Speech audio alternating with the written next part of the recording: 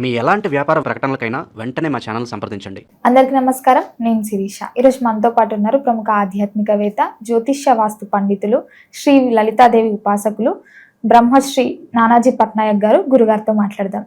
గురుగారు నమస్కారం. గురుగారు, ముఖ్యంగా ఈ డిసెంబర్ మాసంలో మీనరాశి వారికి ఎలా ఉండబోతుందంటారు? ఎలాంటి జాగ్రత్తలు తీసుకోవచ్చు అంటారు? ఏ దైవాన్ని పూజించమంటారు? మీనం వారికి కూడా ప్రస్తుతం ఏళ్ళనాటి శని నడుస్తుందని అనవసరంగా కొంత స్ట్రెస్ అవుతున్నారు. ఉంటుంది ఎంతైనా కూడా. శని అంటే ఏంటంటే మందుడు, లేట్ కారకుడు, కానీ ఆయనే కర్మకారకుడు, ఆయనే మనకు అన్ని అద్భుతంగా నేర్పిస్తాడు. ఎలా అంటే అమ్మ, ఇప్పుడు ఒక రోడ్డు క్లోజ్ అయిందనుకోండి, మనకు అప్పుడే ఇంకో రూట్ తెలుస్తుంది. లేకపోతే మనకి జీవితాంతం తెలియదు, అదే రోడ్లో వెళ్ళొస్తుంటాం, తప్పిపోతాం వేరే రోడ్లోకి వెళ్తే. మనకి ఎన్ని రోడ్స్ క్లోజ్ అవుతుంటే మనం కొత్త కొత్త రూట్స్ తెలుసుకుంటూ ఉంటాం. అలాగే శని కర్మకారకుడు చేసేటువంటి పని ఏమిటంటే మనకి కొత్త విషయాలు నేర్పిస్తూ ఉంటాడు. జీవితంలో ధైర్యంగా మనం ఎలా అధిగమించగలము. ఎందుకంటే స్ట్రగుల్ వచ్చినప్పుడే మనిషి స్ట్రాంగ్ అవుతాడు. ఎవరైనా చూడండి, జీవితంలో గొప్పవాళ్ళు అయ్యారంటే వాళ్ళు స్ట్రగుల్ అనుభవించిన వాడే. చిన్నప్పటి నుంచి గోల్డెన్ స్పూన్ అండి, కానీ వాడు గొప్పవాడు అయ్యాడు అనేది చాలా రేర్ కేసెస్. అనుభవం రాదు, స్ట్రగుల్ అంటే దాన్ని హ్యాండిల్ చేసే తత్వం రాదు. అయితే వీరికి ప్రజెంట్ ఉన్న గోచారంలో శని లగ్నంలో ఉండడం, 12లో రాహువు, 9వ స్థానంలో 3 గ్రహాలు, 10లోకి కుజుడు రావడం 7వ తేదీ నుంచి, అష్టమంలో ఉండే బుధుడు కూడా భాగ్యంలోకి రావడము, చతుర్థంలో గురువు, 6వ స్థానంలో పూర్వజన్మ కర్మస్థానంలో కేతు ఉన్నాడు. అయితే ఈ గ్రహస్థితిని అనుసరించి వీరికి అసలు ఎటువంటి ఫలితాలు రాబోతున్నాయి, ఏ విషయాల పట్ల జాగ్రత్త వహించాలి, అసలు ఏళ్ళనాటి శనిని అధిగమించాలంటే ఏం చేయాలి అనేటువంటి అంశాలు చెప్తుంది నేనైనప్పటికీ కూడా చెప్పిస్తుంది సాక్షాత్ లలిత అమ్మవారిగా భావిస్తూ. ఫస్ట్ ఆఫ్ ఆల్ ఏంటంటే వీరికి శని ప్రభావం ఉంది అనేటువంటి ఫస్ట్ భయాన్ని తీసేసుకోమంట. ఎందుకంటే శని లేట్ చేస్తాడు, మనకి తెలియకుండానే ఒక స్ట్రెస్ని ఇస్తాడేమో, కానీ జీవితాన్ని ఎక్కడ ఆపడు. ఈ విషయం చాలాసార్లు చెప్తూ వస్తున్నాయి. ఎందుకంటే చిన్న చిన్న ఉదాహరణలు చెప్తానండి మీకు. స్వర్గీయ ఎన్టీ రామారావు గారు ఏళ్ళనాటి శనిలోనే సీఎం అయ్యారు. మోడీ గారు ఏళ్ళనాటి శనిలోనే పీఎం అయ్యి 3వసారి అర్ధాష్టమ శనిలో 3వసారి పీఎం అయ్యారు. మరి ఇప్పుడు ఏం చేసినట్టు వీళ్ళని? జగన్ గారు ఏళ్ళనాటి శనిలోనే సీఎం, అష్టమ శనిలో చంద్రబాబు నాయుడు గారు. ఇలా అనేకమైన మీరు కనుక రాజకీయ నాయకుల్ని, ఉద్యోగాలు వచ్చినప్పుడు, వివాహాలు అయినప్పుడు, సంతానం కలిగినప్పుడు ఏళ్ళనాటి శని, అర్ధాష్టమి, అష్టమ శనిలోనే వీళ్ళకి లైఫ్ టర్న్ అయింది. ఎందుకు అంటే చెప్తా వినండి. రాజకీయాల్లో రాణించారని చెప్పుకున్నాం.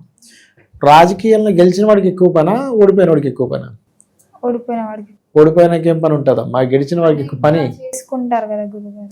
పని ఎవరికి ఎక్కువ ఉంటుంది? గెలిచిన వారికి ఎక్కువ ఉంటుంది. అభివృద్ధి. ఓడిపోయినవాడు ఇంట్లో కూర్చుంటాడుగా, ఏ ఇది లేకుండా, పని ఉండదు.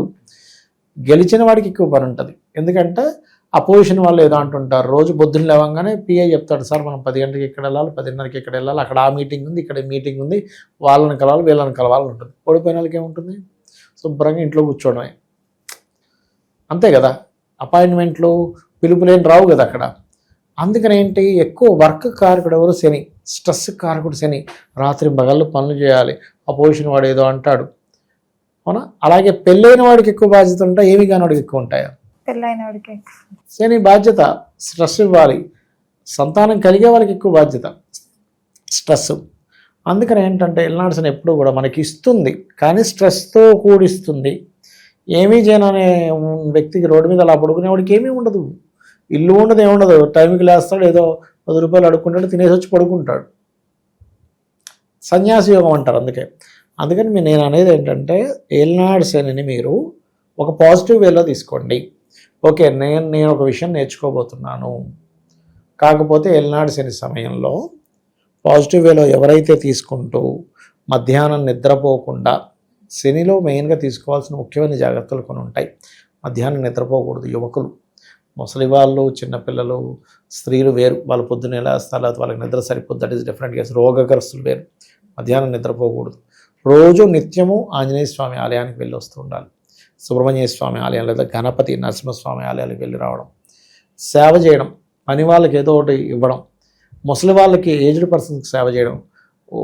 ఏజ్డ్ ఇవి ఉంటాయి, ఏజ్ హోమ్స్ ఉంటాయి కొన్ని, అలా అక్కడికి వెళ్ళి అక్కడ వాళ్ళకి ఏదో కొంత వాళ్ళని ఏంటంటే ఓల్డ్ ఏజ్ హోమ్స్కి వెళ్ళి అక్కడ ఏదైనా చేయడం చేస్తుంటారు. అప్పుడు ఇబ్బంది ఉండదు. అయితే వీరికి కొంచెం ఉద్యోగం విషయంలో స్ట్రెస్ ఎక్కువగా ఉంటుంటుంది ఫస్ట్ వీక్ తర్వాత నుంచి.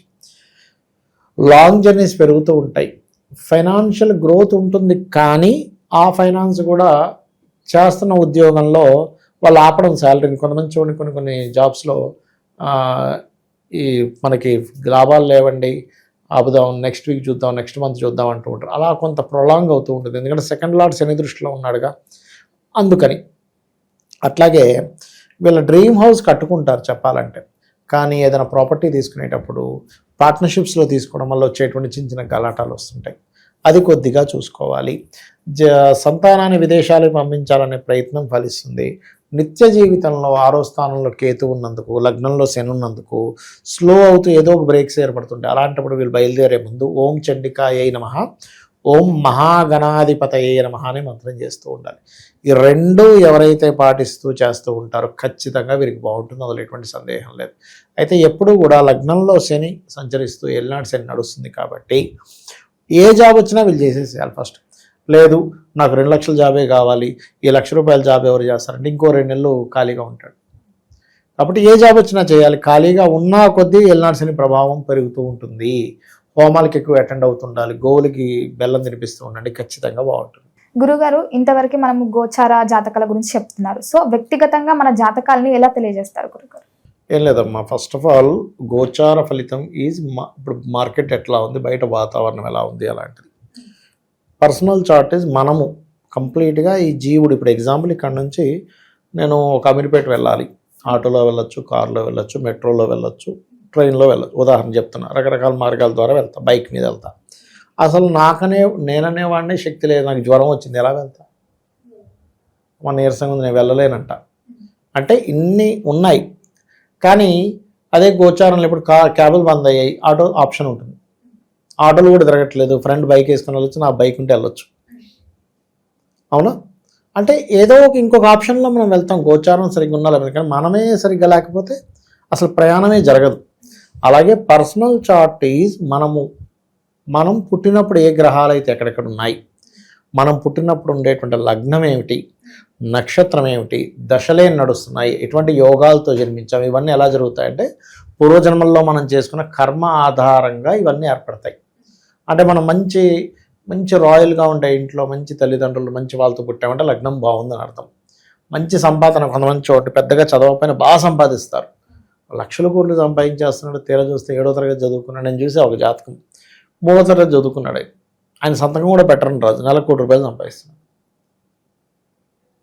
ఎట్లాగంటే అంతే ధనయోగం ఉంది, సంతకం కూడా పెట్టరని రాదు ఆయనకి, పెద్ద ఏజెన్సీ నడిపేస్తున్నాడు. ఏం చేస్తాం?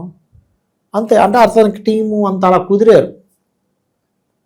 అలా ఏంటంటే ధనయోగాలు బాగుంటే, ఇక్కడ ధనయోగాలు బాగుండడం ఒక ఎత్తు, ఎందులో ధనయోగం ఉందో తెలుసుకోవడం ఒక ఎత్తు. మన పర్సనల్ చార్ట్లో అసలు మీకు ధనయోగం ఎందులో ఉందో తెలుసుకుంటే మీరు తత్ సంబంధించినటువంటి ఎడ్యుకేషను, తత్ సంబంధించిన వ్యాపారం చేస్తే ఆటోమేటిక్ కలిసి వస్తుంది. ఇక మనం ఎప్పుడు మనకి డబ్బులు ఇబ్బంది వస్తుందంటే మనకి కలిసి రాని దాంట్లో మనం వేలు పెడతాము, అది మీకు కలిసి రాదు. ఎలా వస్తుంది? ఇప్పుడు భూమి లోపల ఇక్కడ వాటర్ పడతాయంటే అక్కడే తవ్వాలి, ఇంకో దగ్గర తవ్వితే ఏమవుతుంది? శ్రమ, ధనం వేస్ట్, శ్రమ వేస్ట్. ఎలాగో ఇది కూడా అంతే. అలాగే కొంతమందికి అన్నదమ్ములతో గొడవలు ఉంటాయి. ఎందుకు ఉంటాయి అంటే మీరు పూర్వజన్మలో చేసిన అన్నదమ్ములతో నక్కచెల్లెలతో చేసిన గొడవలు ఈ జన్మలో కర్మ రూపంలో వస్తుంది. అలాగే ఏం చదువుకోవాలి అసలు, ఏ దిశలో మీరు ఇల్లు కట్టుకుంటే మంచిది, ఆల్ డైరెక్షన్స్ ఈజ్ గుడ్. కానీ ప్రతి ఒక్కరికి ఒక డైరెక్షన్ మీకు అద్భుతమైన యోగాన్ని ఇస్తుందని ఉంటుంది, అది తెలుసుకోగలరు. అది పర్సనల్ చార్ట్లో తెలుస్తుంది. అలాగే సంతానం అభివృద్ధి అవ్వాలంటే ఏం చేయాలి, సంతానం ఎందుకు లేట్ అవుతున్నారు, ఎలాంటి సంతానం పొందుతారో మీరు ఇప్పటికిప్పుడు జాతకం ఇస్తే ఎవరిదైనా, నాకు తెలియదు, మీ ఫోన్లో ఏదో ఒక నెంబర్ ర్యాండమ్గా తీసుకోండి. ఇప్పుడు మీరు ఫోన్ ఓపెన్ చేసి ఆయన్ని ఒక ర్యాండమ్గా కొట్టమంటే కొడితే వాళ్ళ సంతానం గురించి ఇప్పుడు చెప్పచ్చు. ఎలా ఉంటారు, అమాయకంగా ఉంటారా, లేకపోతే స్పిరిచువల్గా ఉంటారా, అగ్రెసివ్గా ఉంటారా, ఫ్యామిలీని వదిలిపెట్టి ఉండడానికి ఇష్టపడతారా, ఫ్యామిలీతో ఉండడానికి ఇష్టపడతారా, అన్నీ తెలుస్తాయి. అట్లా సంతాన అభివృద్ధికి ఏం చేయాలి, అసలు ఎప్పుడు వివాహం చేసుకుంటే మంచిది. ఇప్పుడు చాలామంది మ్యారేజ్ మ్యాచింగ్స్ చూసామండి కానీ డివోర్స్లు అయిపోతున్నాయి అంటాం కదా. కారణం ఏమిటి అంటే వాళ్ళు కేవలం మ్యాచింగ్స్ చూస్తారు, కానీ వాళ్ళకి సరైన సమయమా కాదో చూడరు. This is right time or not. ఇప్పుడు IAS exams, IPS, civils exams start అయింది, నేను వెళ్ళిపోయి రాస్తానంటే ఎట్లా? నేను ఫస్ట్ ప్రిపేర్ అవ్వాలిగా. నేను ప్రిపేర్ అవ్వకుండా వెళ్ళిపోయి రాసేసి నేను ఫెయిల్ అయ్యాను, ఇదంతా చీటింగు, అసలు వాడు ఏం దిద్దుతున్నాడు ఏంటో అంటే నేను ఫస్ట్ ప్రిపేర్ అయ్యి వెళ్ళాలా. అట్లాగే వీళ్ళకి వివాహ యోగం నడుస్తున్న సమయంలో వెళ్ళరు, చేసుకోరు. వివాహం నడవని సమయంలో వివాహం చేసుకోవడము, మంచి ముహూర్తం పెట్టుకున్నాం, మ్యాచింగ్ చూసాం, 36కి 18 వచ్చేసి అయినా కానీ ఎందుకు విడిపోయారు అర్థం కావట్లేదు అని బాధపడుతూ ఉంటాం. అదేవిధంగా బిజినెస్ కానివ్వండి, జాబ్ కానివ్వండి, ఇన్వెస్ట్మెంట్స్ కానివ్వండి, విదేశాలకు వెళ్ళే యోగం కానివ్వండి, లైఫ్లో వచ్చేటువంటి అప్ అండ్ డౌన్స్ కానివ్వండి, ఇవన్నీ మన పర్సనల్ చార్ట్లో తెలుస్తాయి. సరే నాకు జాతకం లేదు, ఏమీ లేదు, నేను సింపుల్గా ఒకటే చెప్తా, మీరు నిత్యము ఉదయం సాయంత్రం అమ్మవారి ఆరాధన చేయండి, లలితా సహస్రనామాలు చదువుకొని అమ్మవారి మీద పూర్తి నమ్మకం పెట్టుకొని, అమ్మ నా పని నేను ధర్మంగా చేసుకుంటూ వెళ్ళిపోతాను, నీదే బాధ్యత అనుకుంటే వెళ్ళిపోతాను, ఆవిడ అన్నీ చూసుకుంటుంది, నీకేమీ తెలియదు అనుకుంటే. తెలుసు కొద్ది గొప్ప శాస్త్రపరంగా ఏం తెలుసుకుందని ముందుకెళ్తున్నాం, ఈ హెల్ప్ తీసుకోవచ్చు. అట్లా గురుగారు ఓవరాల్గా తెలియని విషయాలు ఎన్నో తెలియజేసినందుకు ధన్యవాదాలు. శ్రీమాత్రే నమః.